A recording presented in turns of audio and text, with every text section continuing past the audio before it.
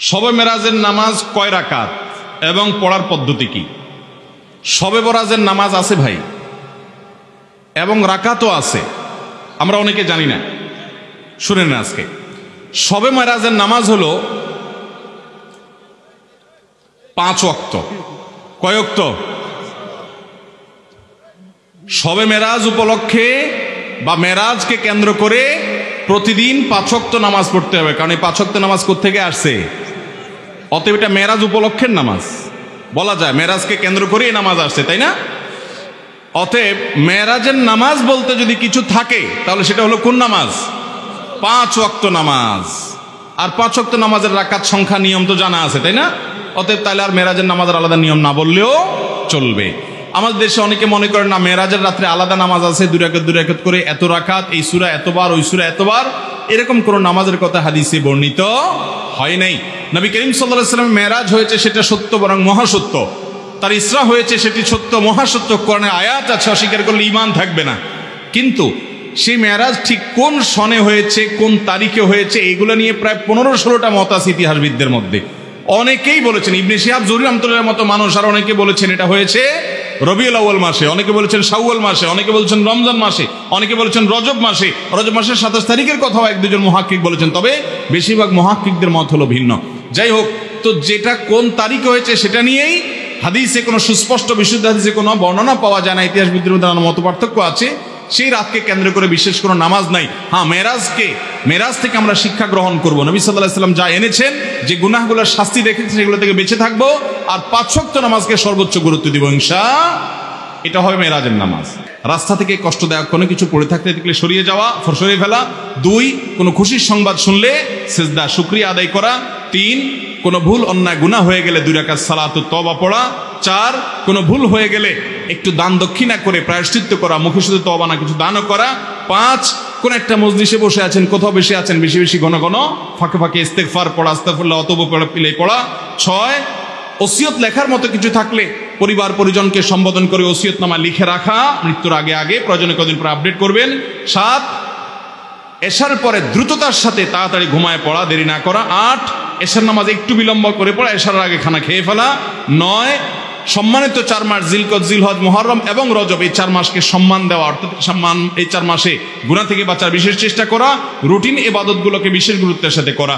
10, মুহররম মাসে নফল রোজা 2-4টা হলো রাখার চেষ্টা করা। 11, বৃষ্টি হলে মাঝে মধ্যে গায়ে একটু বৃষ্টির পানি লাগানো। 12, মসজিদে ঢুকার পর 2 রাকাত নামাজ পড়া, ওযু করার পর 2 রাকাত নামাজ, তাহিয়াতুল ওযু, তাহিয়াতুল মসজিদ পড়া। 13, ব্যবসায়ীরা কোনো কিছু বেচার পরে ফেরত নেওয়া, আল্লাহকে খুশি করার জন্য, এটা সুন্নাহ হারিয়ে যাওয়া। 14, সালাম শুধু পরিচিতদেরকে না দিয়ে বরং পরিচিত দেওয়া, পাশাপাশি অপরিচিত অচেনা মানুষকেও কি দেওয়া? সালাম দেওয়া। 15 নম্বর হলো মিসওয়াক বেশি বেশি করা, অধিক পরিমাণে করা, একটু পরপর মিসওয়াক করতে থাকা। 16 নম্বর হলো আজানের জবাব দেওয়া, মুয়াজ্জিন যে আজান দিবেন সেটার জবাব দিতে থাকা। 17 নম্বর হলো তাহাজ্জুদের নামাজ আদায় করা, মাঝে মধ্যে হলেও ভোর রাতে তাহাজ্জুদের নামাজ অন্তত পড়া। আর ভোর রাতে পড়তে না পারলে এশার পরে হলো 2 রাকাত 2 রাকাত করে তাহাজ্জুদের নিয়তে পড়ে ফেলবেন, সেটাতেও আপনি সওয়াব পাবেন। 18 নম্বর হলো সালাতুদ দুহা বা চাশতের নামাজ আদায় করা। 19 নম্বর হলো যে কোনো কাজ করবেন পরামর্শ করে করা। 20 নম্বর হলো বাসা থেকে দূরে কোথাও যাওয়ার সময় 2 রাকাত নামাজ পড়া। 21 নম্বর সুন্নাহ, যেটি আমাদের সমাজ থেকে অনেকটা হারিয়ে গেছে, সেটি হলো আপনার সালাম দেওয়া, বাচ্চাদেরকেও কি দেওয়া? সালাম দেওয়া, ছোট বাচ্চাদেরকেও সালাম দেওয়া। 22 নম্বর সুন্নাহ হলো ইফতার তাড়াতাড়ি করা, সাহারি দেরিতে করা। 23 নম্বর সুন্নাহ হলো দোয়ার মাধ্যমে শেফা গ্রহণ করা, অসুখ বিসুখ হলে কোরআন থেকে দোয়া দ্বারা কি করা? আরোগ্য লাভের চেষ্টা করা। 24 নম্বর সুন্নাহ হলো সকালে ফজর পরে না ঘুমানো। 25 নম্বর সুন্নাহ হলো কোনো খাবার পড়ে গেলে সে খাবার তুলে খাওয়া। এবং 26 নম্বর সুন্নাহ হলো সফর থেকে ফিরে আসার পর মসজিদে, বাসার এলাকার মসজিদে 2 রাকাত নামাজ পড়ে তারপরে বাসায় যাওয়া। 27 নম্বর সুন্নাহ হলো মাঝে মধ্যে খালি পায়ে হাঁটা। 28 নম্বর সুন্নাহ হলো মুস্কি হাসা, বিশেষ করে মানুষের সাথে যখন কথা বলবো, সাক্ষাৎ হবে, হাসি মুখে মানুষের সাথে কথা বলা। এবং 29 নম্বর সুন্নাহ হলো নিচের দিকে নামার সময় সুবহানাল্লাহ আর উপরের দিকে ওঠার সময় আল্লাহু আকবার বলা। আর 30 নম্বর সুন্নাহ হলো কাউকে ভালোবাসলে তাকে গিয়ে বলে দেওয়া যে আপনাকে আমি আল্লাহর জন্য ভালোবাসি, তাকে শোনাই দেওয়া সুন্নাহ। 31 নম্বর সুন্নাহ হলো ঘুমানোর সময় ওযু করে ঘুমানো। 32 নম্বর সুন্নাহ হলো কিবলার দিকে থুতু না ফেলানো। 33 নম্বর সুন্নাহ হলো খাওয়ার পরে আঙ্গুল চেটে খাওয়া, প্লেট তো অবশ্যই চেটে খাওয়া। 34 নম্বর সুন্নাত হলো সাহারির সময় খেজুর খাওয়া। আর 35 নম্বর সুন্নাহ হলো পাত্রের বাইরে পানি পান করলে বাহিরে নিঃশ্বাস ফেলা, পাত্রের মধ্যে নিঃশ্বাস না ফেলা।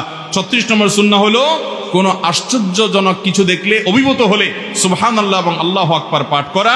37 নম্বর সুন্নাহ হলো বাচ্চাদেরকে সন্ধ্যার সময় বাসার বাইরে না বের হতে দেওয়া, বিশেষ করে সূর্য ডুবার সময়। এবং 38 নম্বর সুন্নাহ হলো শুক্রবারে রাতে এবং দিনে, অর্থাৎ বৃহস্পতিবার দিবাগত রাত আর শুক্রবার সারাদিন বেশি বেশি দুরূদ পাঠ করা নবীজির প্রতি। 39 নম্বর সুন্নাত হলো পেট পরিপূর্ণ করে না খাওয়া, কিছুটা খালি রেখে তারপরে ওঠা। 40 নম্বর সুন্নাত হলো যা বাচ্চা জন্মগ্রহণ করার পর নবজাতকের কানে, ডান কানে আজান, বাম কানে একামত দেওয়া।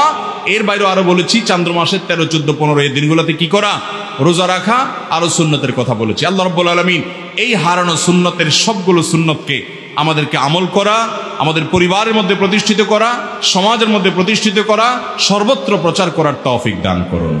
চেষ্টা করবো তো ইনশাআল্লাহ। আল্লাহ তাআলা আমাকে আপনাকে আমাদের সবাইকে আমল করার তৌফিক দান করুন। জাযাকুমুল্লাহু খায়রা ওয়া আখিরু দাওয়ানা আনিল হামদুলিল্লাহি রাব্বিল আলামিন।